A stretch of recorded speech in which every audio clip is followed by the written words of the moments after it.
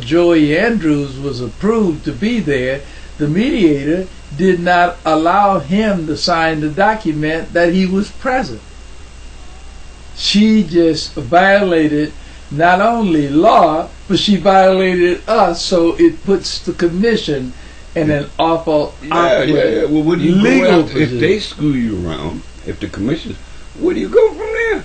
Well, it's already past them. It's now at the Justice Department, and it's now at the governor's office.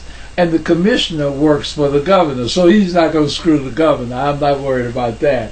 The mediator, probably Maria Joseph, attorney Maria Joseph, should be probably taken out of her contractor's position because she's not a state employee, she's a contracted employee.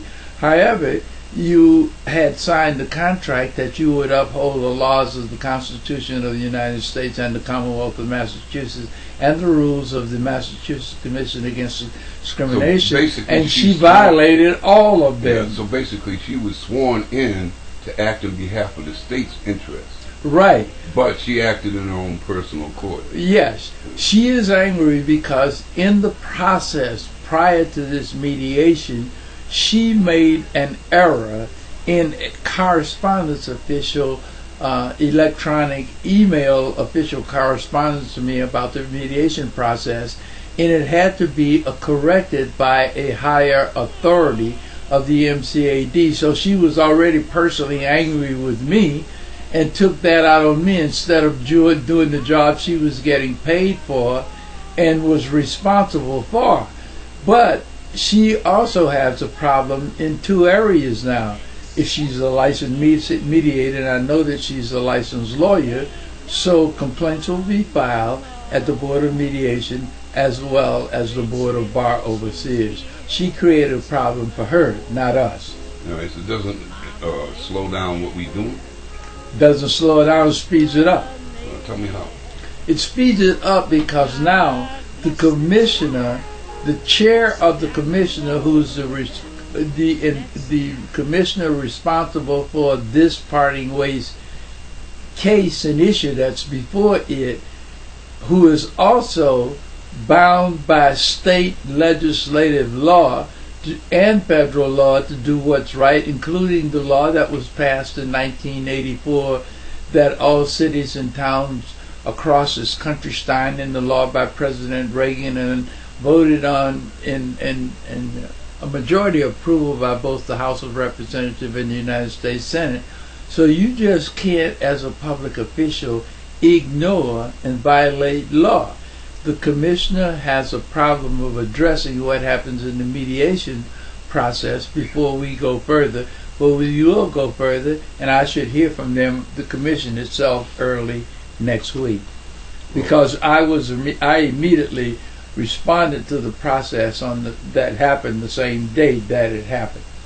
Okay, so where we stand, before we go any further on it, I got some kind of information from you over the phone that there's also an error they made back in the 70s or 80s on the amount of acreage that was actually... Well, yes, the official acreage for the entire Parting Ways site that was listed on the U.S. Department of Interior's National Register in 1979 was 1,063 acres. And not the 106. And not the 106. What has happened on May 11th, 2011, after Frank and I enjoyed journeying back to Plymouth, I came back to New Bedford. Frank and Joey went immediately to Plymouth Town Hall and discovered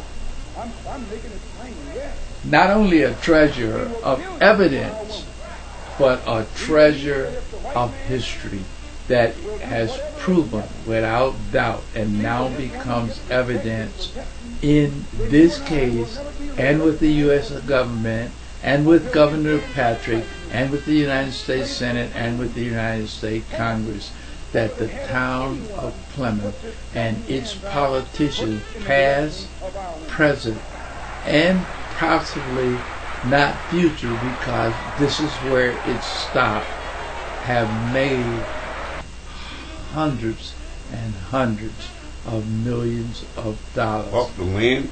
off the land. Now, how they do that? They did that. There are 2 complete volumes of documentation that the town of Plymouth has and always has had, dating back to 1800s, 1864, I believe, 1823 or 1864. I may be not quite accurate on but it was in the 1800s. And what they have been doing in the 70s, the 40s, 50s, 60s, and 70s, they have been using, and particularly starting after 1979, the Parting Ways Museum to give off parcels of that 1,063 land. Oh, no, let me get. I didn't get that before. You're saying that they used the charter that the African American community put together, Right, back when Augie and the Cape Verdean community discovered the site. right. So that charter, after everyone disappeared, they took that charter and Gave away land of that as though they were the board. I beg your pardon? As though they were the board. As if though they were the board. And there are deeds there. And the key question is here, we know that we getting a list of all the buyers who were the sellers. Okay, so let's review this. All right, now here we got 4 African Americans who fought in the Revolutionary War. They were given land through the Department of Interior. And the George Washington and the Commonwealth of Massachusetts. Okay, now they got this land. They formed a settlement called New Guinea. And through their connections in the community, I'm sure they worked with the Wampanoags and the Cape Verdeans and the Narragansetts that lived in that area, and had a little settlement. The same time as Plymouth Plantation, wouldn't you say? Absolutely. Okay, so they would know this history. Plymouth would know this history. Plymouth has the documentation. Okay. They left a paper trail. Okay. Because of how government works. If you have land... Okay, now hold up. Let's do it chronologically. So now they die off. And somebody took it upon themselves in the Common Council of Plymouth. The town selectmen. It couldn't have been done without the government. All right, the government itself, the state too? The state and the town. All right, they all conspired together to act as the Parting Way Board. Right, to give away land that they had no right to give away. Now, what happened? Can you tell me what happened to the original? Hundreds of millions of dollars have been made through a corrupt political process and the use of this treasure land that was put on the 1,063 acres that was put on the National Historic Register by the U.S. Department of Interior in 1979. What's the ramifications for all those people who got the land? We're talking before it was 106. Now, on 106, I thought that was a lot of land. Now, 1,000, where did it go? I mean, vast, go into different towns. It's the land acreage it's not just Plymouth that is involved. It's Kingston and Plymouth.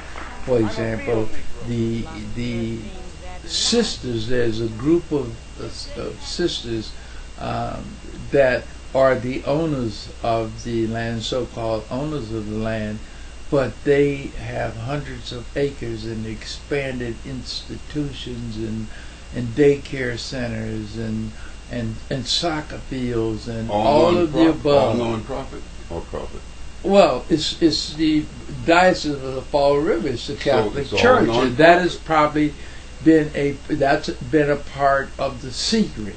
That's been a part of the secret, and the most powerful politician during our time, I've been involved 30, you now over 10, was Senator Ted Kennedy.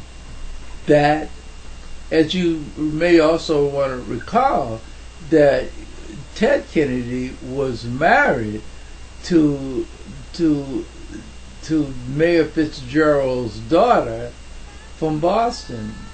Ted Kennedy's father was married to Mayor John Fitzgerald